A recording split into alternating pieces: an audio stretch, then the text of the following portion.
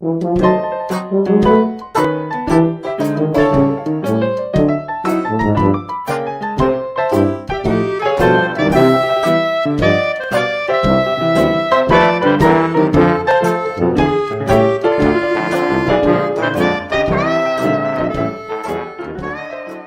everybody, it's Grandmama. Time for another story from a hometown scrapbook by Ben Weatherwax. Today's story, Christmas Stories. Hello there. This is the time of year when it seems that we should have a couple of Christmas stories for the scrapbook, and we found a couple that may prove interesting tonight. Well, we'll call the story of two Santa Clauses. The other is a story of a great and fine tradition that Grays Harbor once enjoyed, and the man who made it. So when Dick Crombie has said a few words from our sponsor, we'll untangle the yarns that will bring back, I think, some rather fond memories for some of you, and for others, a brief glimpse into a part of Grays Harbor's past that is right pleasant to contemplate. Dick, suppose you say a few words right here from our sponsors. Let's start this story. Once there were two Santa Clauses, and they lived not at the North Pole, but right here on Grays Harbor, and I doubt that any pair of the good old St. Nick's, worked together or separately, ever brought more happiness into the lives of more little people at this time of year. We have to go way back to the start of this yarn and begin with a few words about one of the men. The man was Carl S. Weatherwax, a pioneer who was for years a picturesque figure on the harbor. Perhaps I know a little more about him and how he came to become a Santa Claus than most folks, because he was an uncle of mine. Carl was a tinker. Probably, if he had been given a choice of a way to spend his day, he would have chosen to work in his basement shop making little trinkets. He enjoyed working and kept a complete kit of sharp, clean tools. After his business hours at the abstract office, he made piles of shavings in his shop, glued, hammered, sawed, and riveted, much satisfaction from his amateur craftsmanship. Now Carl was bountifully blessed with granddaughters, 4 of them in fact, and when each was small, at the age when a doll is the most important possession in the world, he made each one a small doll cradle. They were neatly designed in an old world pattern, fashioned from plywood, stained with dark walnut and gleaming under several coats of varnish. And one day he must have thought, as he watched one of the Moppets playing with her doll in the cradle, he must have thought, if she gets so much pleasure from the cradle, what about the other little girls? His other great pleasure in life, besides his workshop, was the pleasure that comes in giving gifts graciously. So he began to make cradles, many of them. He laid out dozens and cut them, assembly line fashion, put them together, finished them, and he found 12 little girls whose lives were made even so much brighter by the little thing he had made. Soon he was ordering plywood by the truckload. Yes, every so often he would get a stack of panels. He managed to buy odds and ends of sizes, assorted thicknesses, but they were fine for cradles, and he built more of them. But soon he had given doll cradles to every little girl he knew, and he had piled up a backlog of them. And then, one year, as Christmas appeared ahead on the calendar, he thought of little girls who might be shut in, perhaps afflicted in some way that made their Christmas less happy than for others. And that day, he got into his car and drove to the sanitarium in Elma and obtained from the doctor in charge a list of all the little girls in that big hospital. And from the Sunshine Kids, he obtained an estimate of the number of cradles they could use.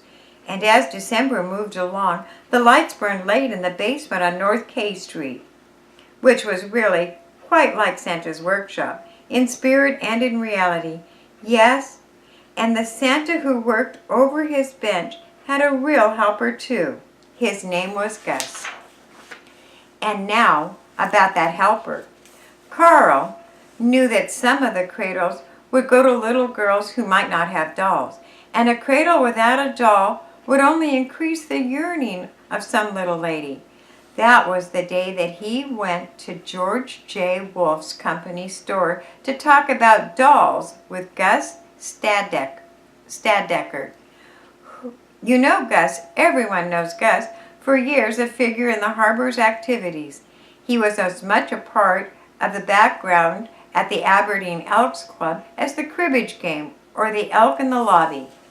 Carl described the kind of doll he wanted, size, characteristics, dress, and Gus the price and the quantity. "You could buy 'em here," Gus told him gruffly.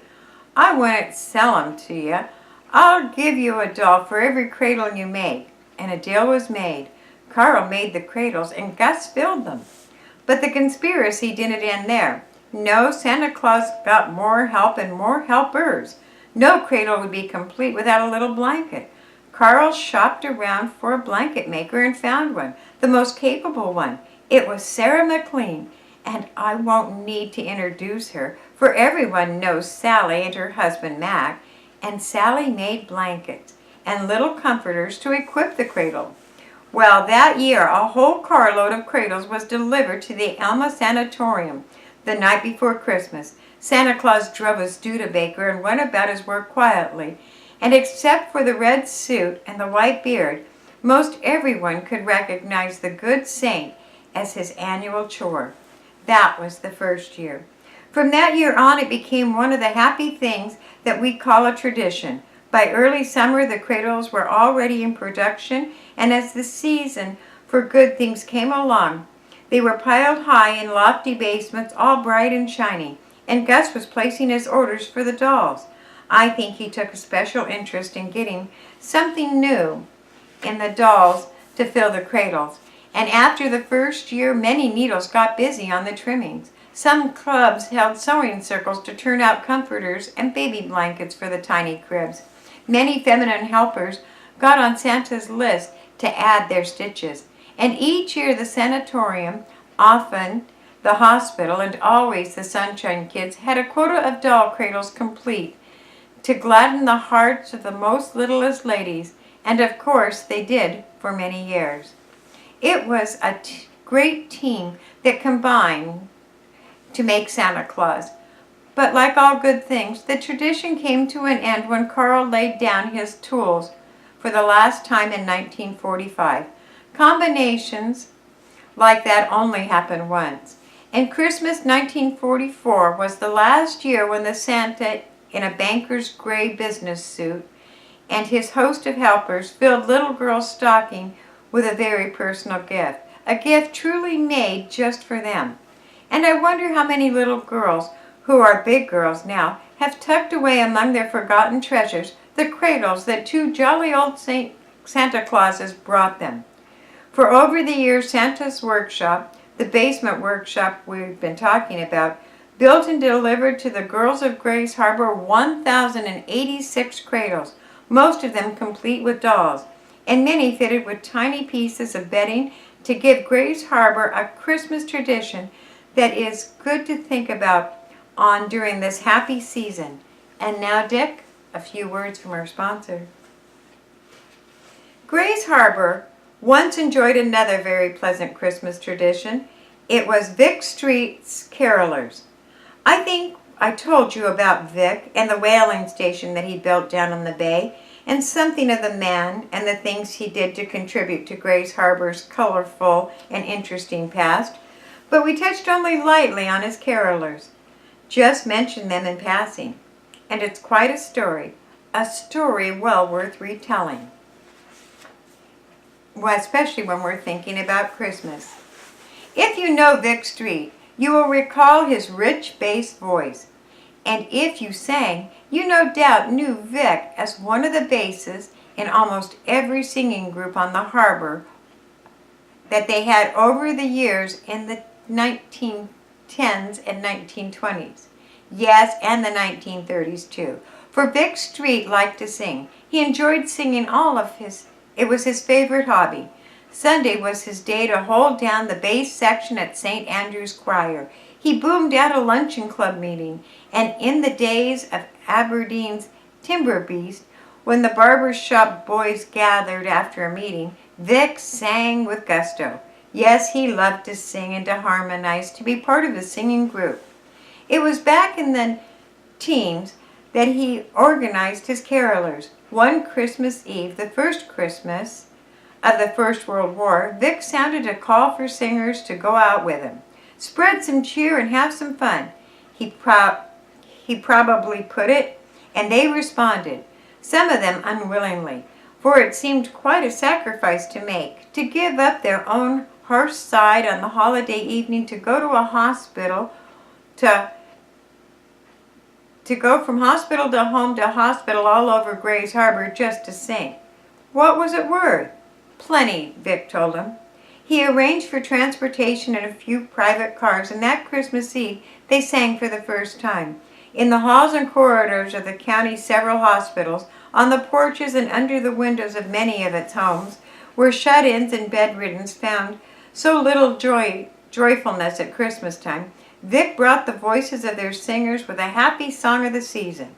There was no radio to carry the glad music, and would be none for decades, and as we know them today, but none who heard Vic's carolers missed what they did not have, and those who sang with him found how rich the reward could be for giving an evening that seemed hard to part with. As the years went by, every Christmas Vic sounded his call.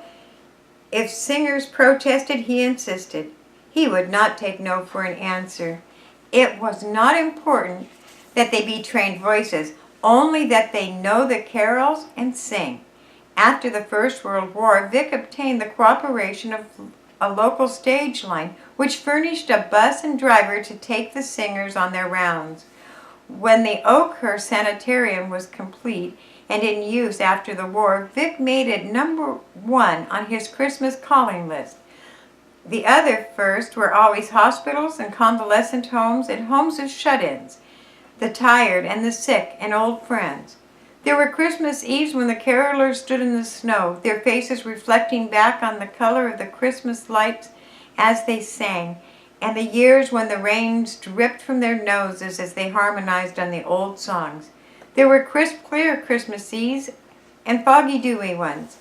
And the singers, over the 20 years that he maintained his carolers, there were many. I am sure there were among them men and women who would never suspect of having buttoned their coat tight against a Christmas Eve to travel in a jolting bus from 6:30 till midnight and sing again and again the story of Christmas. I can see many of them as I think of the group. Killarry Green, Rudy Allen, Lance Hart, his bristling mustache frescoed with beads of frost on some occasions. August Pantages, who dramatized halibut at the Grand Central Market between Christmas Eves. The Ove brothers, Bill and Ed Morley, Stan Lawson. Do you remember Stan? Pinky O'Day was a tenor of note. Clarence George, the architect, once sang with them, and almost always the harbor's finest barber shoppers, Dr. Gerald Toning and Dewey Nordgren. Carol Aggie was another, and Dwight Bristow, Ray Mann, the landscape gardener, Arnie Niska, Walter Y. Benson, and Frank Van Buren, who mixed opera and carols with abandonment. There was the night the group sang for the elderly shut-in on West Heron Street. In his bathrobe, he came slowly to the window to thank them, with tears of appreciation streaming down his cheeks, and the carolers left him, his last visitors of his entire life.